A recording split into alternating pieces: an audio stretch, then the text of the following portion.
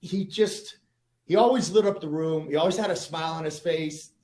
We'd always mess around with each other in a verbal way, of course. I don't want to get back to the Hughes brothers, pounding each other on the farm. I don't want to be misunderstood here. But Stephan was, he was the American Psycho, and he could put that look on, he'd give you that look, and then he'd just smile, and he just had a huge heart, and I don't get it. I don't get it. So I'm not taking the news very well. I reached out to Andrea, and she hit me back, and that just ruined me. I was ruined, and then when I was able to reach out to Andrea and she hit me back, I was a mess again. So I don't know. I don't know how to take it. I guess you have to take it because it's life, or the loss of life. The 21st of December was the 5th anniversary of my dad's passing. It's just like I said, guys, just like I tap enough. But man, I will say that guy, he lived it. He definitely lived it every moment he was on this earth. And that I do love him for. And like I said, every time I was around Stephan Bonnar, we had laughs, we had smiles. He smelled up the whole hallway in Australia, cooking kangaroo on his little hot plate. I'll never forget that. And he gave Cole and I those cool T-shirts that way back when pissed off Josh Koscheck because they were kind of T-shirts that would pick on other fighters. And I couldn't find that picture until I posted it last night. And it was driving me crazy going through my phone looking for that picture. Finally, I found Cole and I that picture of those shirts that Stephan gave us. It's kind of the same question, kind of shooting it to you, King. We were talking about Stephan Bonnar, his legacy. I know when I got the news of the passing, the first two people that I thought about was you two guys. And wanted to reach out to see how you guys were doing. And I know that you spent a lot of time with him. And I was just wondering how do you feel about the legacy of Stephan Bonnar? And how have you been processing the information since his passing? Well, first of all, I want to say thanks for having me on again, Kyle.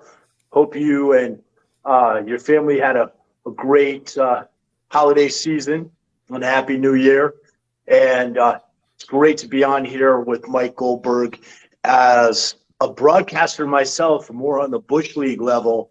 And I had the honor of calling some shows in Skunkwater, South Kakalaki, and some places like that with Stephan Bonnar. It's an honor to be here with a man who was the voice of the Zuffa era, man. And I'll tell you, there's a saying, and I know you guys have heard this saying, is many men die, but few ever really live. Yeah. And Stephan lived life to the fullest.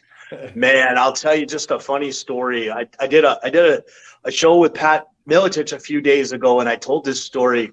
So Stephan was with me in 2020 when I bought a boat, and we were in South Carolina, and I was buying boats and jet skis because if you had cash, it was cheap to buy them on Facebook Marketplace, right? So we go and we're going the boat, and we're talking to the dude. Bonnar was infectious, man. He was the life. He lit up the room wherever you were. He was just such a positive dude and so funny. And this speaks to how funny he was. So we're going to get the boat. And we're meeting with this lady. It's an older lady, which makes the story even funnier. and Bonnar goes, I said, Stephan, what shall we call her, to name the boat? And he goes, she is the bearded clam. Oh. and then just to show how funny he was, man. And we had a bearded clam, like a logo I had put on that boat. And Bonnar was like, he's back in Vegas. A couple months later, I picked up another boat, and I said, bro, I got another boat. She's right next to the bearded clam. What shall we call her? And without skipping a beat, he goes, we shall call her the Salty Snatch. And she's right where she should be. Nestled next to the bearded clam. So, man, I'll tell you how it hit me. My daughter was singing New Year's Eve, and I was with family, and phone starts blowing up. And, I didn't think much of it. And I look, and the first thing I did when I saw the text was Google. And, you see the Wikipedia, and it didn't say that he had passed. And I didn't see anything in the news section of Google, right? So I just turned my phone off, went in. My daughter sang that night. And then later that night, I'm with family, kicking back, having a cold one, and I turn on my phone, and it's just even more and more. And, man, I don't know if you know this, Kyle, but Stephan and I have been writing a book the last 4 years. He was such a creative dude, man. Yeah. It was called Chaotic Enlightenment, his title, and it's stories of his life, and they're great stories, man. I mean, fight stories, and I'm not talking about in the cage fight stories. Bonnar was a wild man. He was so much fun. I mean, God, when he was on the Jack Daniels 2 broadcasting together, we had a blast.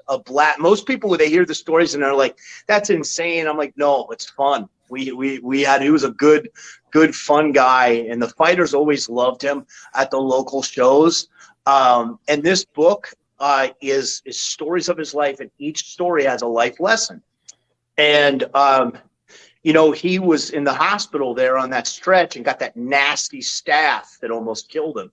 Lost all that weight. So when he came out of the hospital, we would put a little more work into the book. But he had other stuff going on, man. And I'll tell you, I feel as a gift to my friend, I need to get this book with these stories and his life lesson. And there's so much comedy in there. Out there. So Briarcliff Sessions in Charlotte. I live down in Florida, but Briarcliff Sessions in Charlotte had reached out to me because they saw some of my social media stuff, and they're like, "We want to do something." They just have the guy Justin, who was running RondaRousey.com, is working for them now, and he reached out to me and want to partner of his with this Briarcliff Sessions. And what they want to do, and I think this would be really cool for Stephan, because if you see, he used to always, when we were selling gimmicks at shows, he always had that Ren and Stimpy shirt with him and Forrest. And I was telling that to these guys, and they're like, "Yeah, why don't we?" No one reads books anymore, man, especially nowadays. Why don't we bring this out in an animated audiobook form? Wow. Because some of these stories are hilarious. So that's a project that I want to make sure I see to completion, because I want to honor him. See, I mean, everybody knew Bonnar from fighting in the cage. Bonnar and I did do MMA broadcasting together, but we did pro wrestling together. We did that. I booked him on his first pro wrestling match. I got a hilarious story to go with that. We did the tag team matches together with the girls, with the Vixens.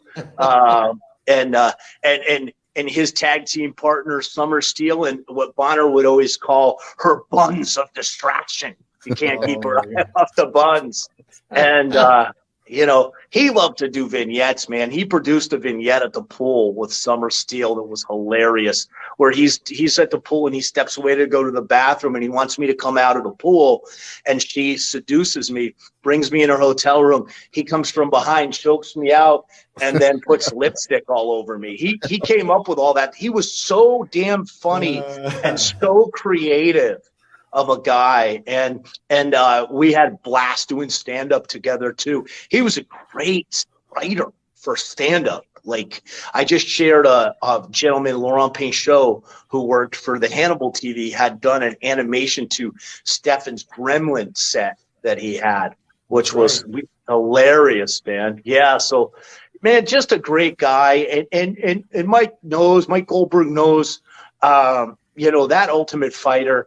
There is no way to understate the importance that Stephan and Forrest had. Yeah. And I had just recently produced a commercial with Stephan and Forrest for Shoot Pro Wrestling.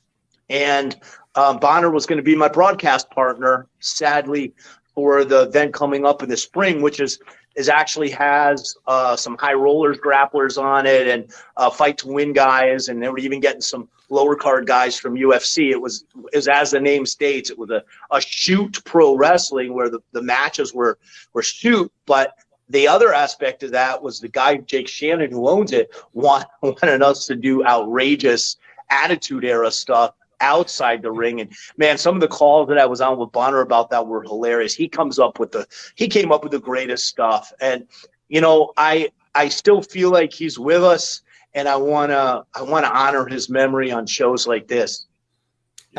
King, what you just talked about, please take that book and finish it and bring it to all of us who loved him so much and want to live those stories with him and through you, because that's so true that people didn't know the side that you and I both just talked about, how he would come in and light up a room, and he had that unique delivery too. Yeah. It was like, you know, Goldie, I'm just making my kangaroo here. You should have a bite, Goldie. Stephan smelling up the whole freaking floor. Oh, Goldie, come on, Goldie. He was a fun guy. And I mean, the scene in The Ultimate Fighter with Diego and was it Asparagus? I can't remember. They were cutting the heads off. You can't just put the heads in. You can't make a shake. And they're about to go at it. And I went back and looked at that. Then you realize how young these guys were. Oh, yeah. When they did it and how long ago it was in 2005. But King, please, everything that you just spoke of, give it to us, because everybody would love to have it. And Stephan deserves to share those great stories. And you know what? His family and his kids and the legacy and everything that comes with it, they get to have those memories live forever. So I will be the first to purchase it.